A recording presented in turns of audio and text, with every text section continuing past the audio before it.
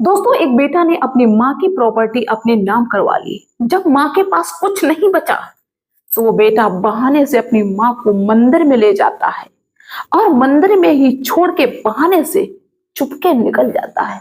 पहुंच जाता है अपने ऑफिस में। दोपहर होती, शाम होती है, वो माँ मंदिर में तड़फ रही है। सबसे कह रही, सबसे पूछ रही है कि किसी ने मेरे बेटा को देखा है क्या। अब माँ को ना बेटे का मोबाइल नंबर मालूम है, ना माँ को घर मालूम है कहाँ पे है, कुछ भी माँ को नहीं मालूम। दोस्तों, उसके बाद में क्या होता है कि वही बेटा जो अपनी माँ को छोड़ के गया था वो माँ के पैरों में गिर जाता है। उस माँ को किसने घर तक पहुंचाया, क्या हुआ। दोस्तों, कहानी बहुत ही दुख भरी है। बस थोड़ा सा समय निकालिए, कहानी को सुनिए और आप लोग अपनी राय अवश्य रखिए। तो आइए दोस्तों, आप सभी का बहुत बहुत स्वागत है मेरे YouTube चैनल में एक और नए वीडियो में। दोस्तों, ये कहानी है उत्तर प्रदेश के इलाहाबाद के एक व्यक्ति जिनका नाम केशव दास था। उनकी पत्नी का नाम जानकी देवी था। इनके दो बच्चे थे, एक बेटा और एक बेटी। दोस्तों, ये अपने बच्चों के पालन पोषण में किसी भी चीज की कोई कमी नहीं रखते थे। यहाँ तक कि अपने बच्चों को अच्छे स्कूल में पढ़ाते थे ताकि उनके बच्चे कुछ बन जाएं। और हर माता पिता की ये ख्वाहिश होती है कि उनके बच्चे पढ़ लिख के अच्छे बन जाएं, अच्छे पोस्ट पे पहुंच जाएं।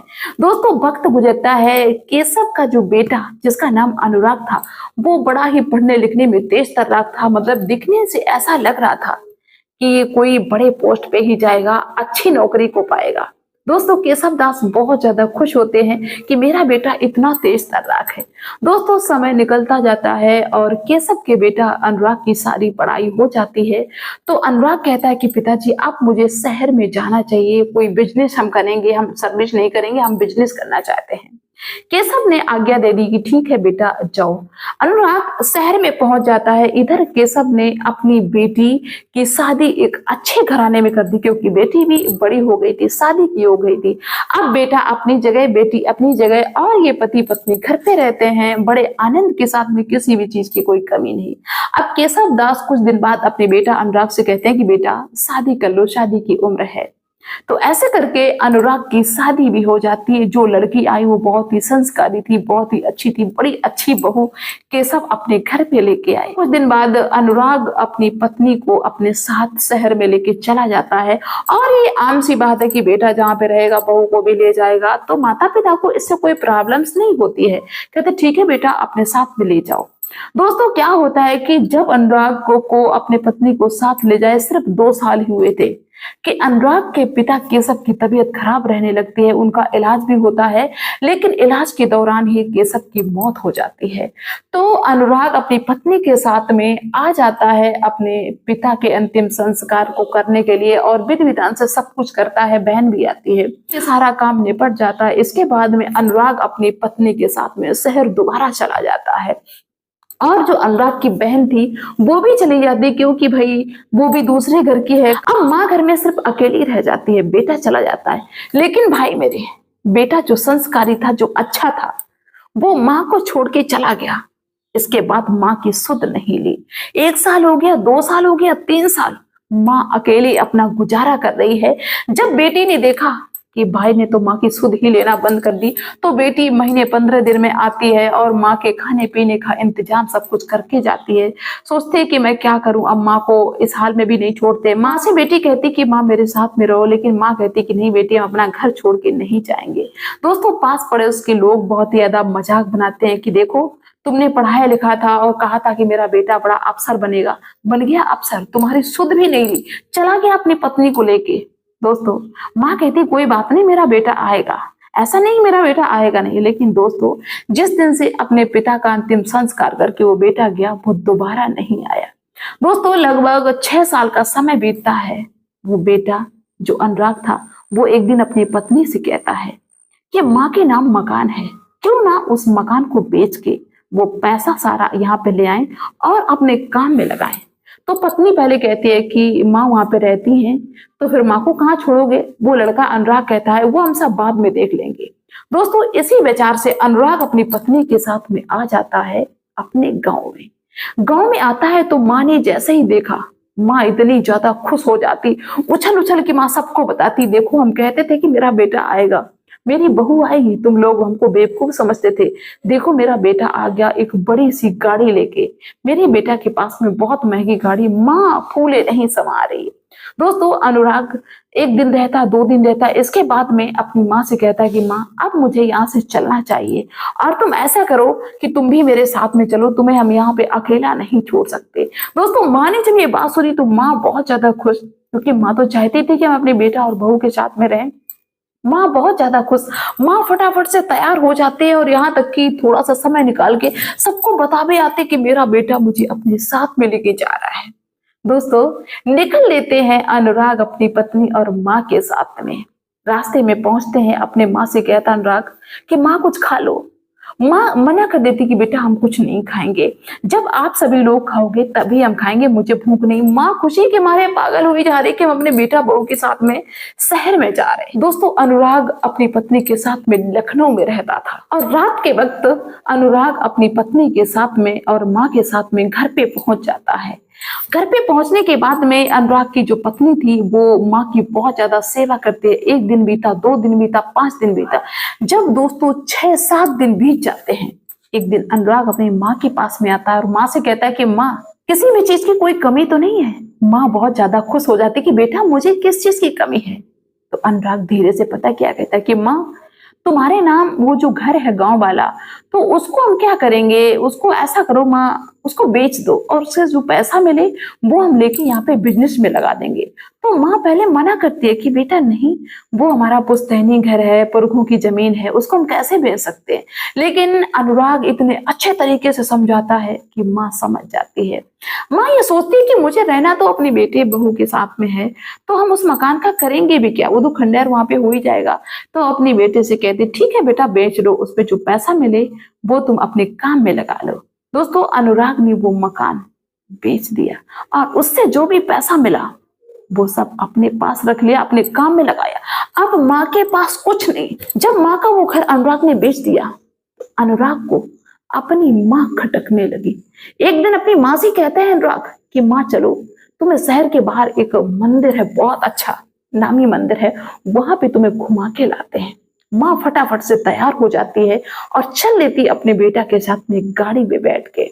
माँ मंदिर में पहुंचती है तो बेटा ये कहने लगता है कि माँ अभी मुझे 10 मिनट का काम है, तुम तब तक पूजा यहाँ पे करो, अभी हम वापस आ रहे हैं।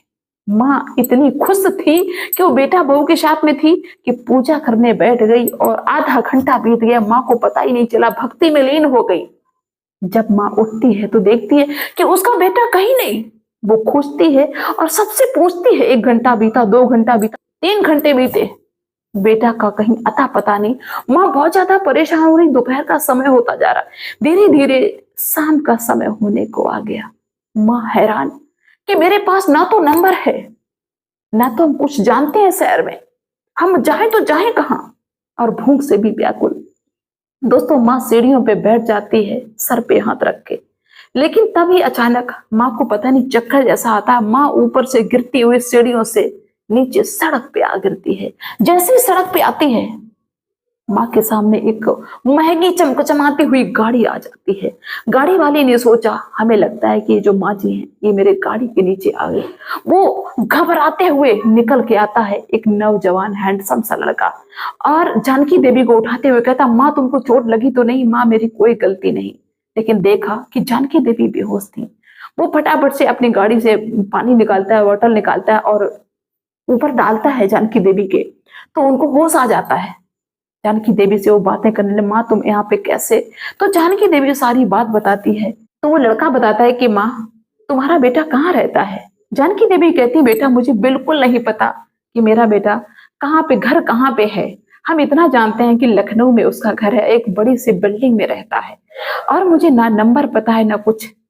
तो वो लड़का, उसका नाम अर्जुन था, वो कहता कि माँ मेरा नाम अर्जुन है और मैं पुलिस में हूँ, तो मेरी गाड़ी में बैठो, तुम चिंता ना करो, हम तुम्हारे बेटा तक तुमको पहुंचा देंगे। माँ खुश हो जाती है और अर्जुन के साथ में गाड़ी में बैठ जाती। अर्जुन उस माँ को, जानकी को अपने घर पे ले जाता है और कहता है कि माँ के लिए खाना लगाओ। जानकी परेशान होती, जानकी कहती है कि मुझे मेरे घर पे पहुंचा दो, तुम मुझे यहाँ पे क्यों लेके आए हो। अर्जुन कहता है कि माँ परेशान ना हो, हम तुमको तुम्हारे घर ही पहुंचा देंगे। पहले माँ मुझे कुछ तो बताओ आइडिया जिसके थ्रू हम वहां पे पहुंचे। ये बताओ जहाँ पे आप रहती हो वहां पे कोई ऐसी चीज है जिसका आप नाम जानती हो।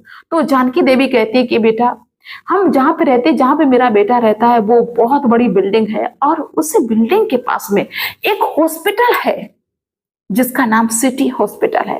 जब दोस्तों इतनी बात बताई तो फिर वो अर्जुन इंटरनेट पे सर्च करता है कि लखनऊ में बड़ी बड़ी बिल्डिंग है, उनको सर्च करता है कहाँ पे, किस बिल्डिंग के पास में सिटी हॉस्पिटल है। जब दोस्तों वो इंटरनेट पे सर्च करता है और देखता है कि हाँ एक बिल्डिंग है जहाँ पे सिटी हॉस्पिटल है, और जानकी देवी को देखा, जानकी देवी पहचान जाती कि हाँ यही हॉस्पिटल है, यहीं पे है मेरे बेटे का घर।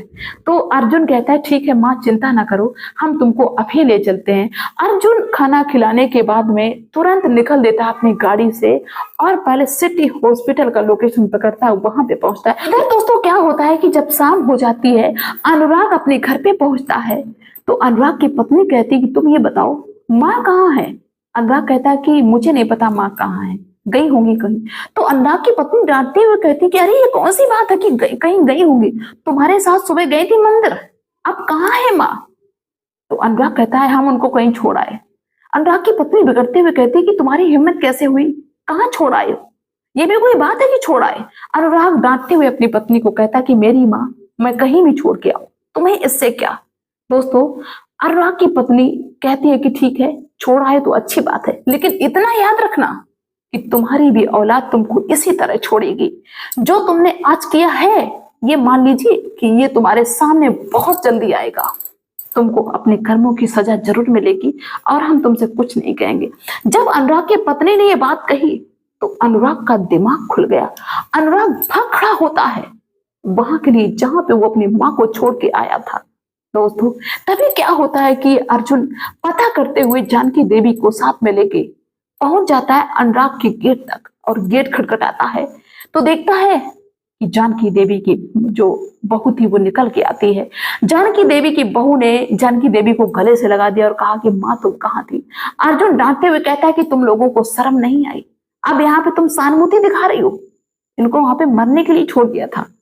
तो वो जानकी की बहू कहती है कि मैंने कुछ नहीं किया है, बस आप 1 मिनट पहले रुको। अपने पति अनुराग को फोन करती है और कहती है कि तुरंत जहां पे हो वहां से तुरंत वापस आ जाओ।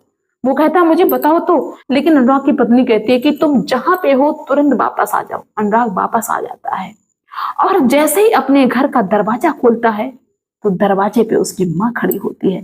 माँ को देख के वो पैरों पे गिर जाता है। अर्जुन जो साथ में था, जो पुलिस में था, वो अनुराग को बहुत ज्यादा डांटता है। ये कहता है कि ड्रामा क्यों कर रहे हो, क्यों पैरों पे गिर रहे हो, तुमको शर्म आनी चाहिए। तुमने अपनी बूढ़ी माँ को मंदिर में छोड़ दिया मरने के लिए, तुमने ये भी नहीं देखा कि माँ को ना मोबाइल का नंबर मालूम है, ना कोई एड्रेस, ना पता, कुछ भी नहीं मालूम है, और अपनी माँ को हम यहाँ पे छोड़ के जा रहे हैं। इतना बड़ा अपराध कैसे कर सकते हो। अनुराग चुपचाप खड़ा है, अनुराग एक शब्द भी नहीं बोल रहा है, बस ये कह रहा है कि माँ मुझे माफ कर दो, मुझसे बहुत बड़ी गलती हो गई, मुझसे बहुत ज्यादा भूल हो गई। लेकिन अनुराग की पत्नी और अर्जुन बहुत ज्यादा डांटते हैं दोनों कि देखो जो भी तुम करोगे वो वापस जरूर आ जाएगा। ये बताओ माँ बाप को अगर तुम सड़क पे छोड़ दोगे, मरने के लिए छोड़ दोगे, तो क्या जो सारी प्रॉपर्टी तुम्हारे पास में सब कुछ अपने साथ में लेके चले जाओगे? कुछ भी यहाँ से नहीं जाएगा सिवाय तुम्हारे कर्म के। अनुराग अपनी माँ से माफी मांगता है बार बार कि माँ मुझे माफ कर दो, अब दोबारा इस तरह की गलती नहीं होगी। माँ माफ कर देती है, माँ को दया आ जाती है। दोस्तों अनुराग अपनी माँ की अब बहुत ज्यादा सेवा करता है और माँ बहुत ज्यादा खुश रहती है। तो दोस्तों वैसे ज्यादातर लोग ये कहते रहते हैं कि बहुएं खराब होती, जरूरी नहीं कि सब बहुएं खराब हों, कभी कभी बेटे भी गलत फैसला लेते हैं। बेटे भी सोचते हैं कि नहीं बूढ़े बुजुर्गों को हम साथ में नहीं रख पाएंगे, लेकिन सिर्फ बहू को ही बुरा बताया जाता है। और अपने सभी बूढ़े बुजुर्गों से कहना है कि अपनी सारी प्रॉपर्टी किसी को मत दो जब तक जिंदा हो, चाहे बिल्कुल थोड़ी हो, लेकिन सारी मत दो। तो चलिए दोस्तों आप सभी लोग अपनी राय अवश्य रखना। मिलते हैं फिर नेक्स्ट वीडियो में, तब तक के लिए बाय सभी को।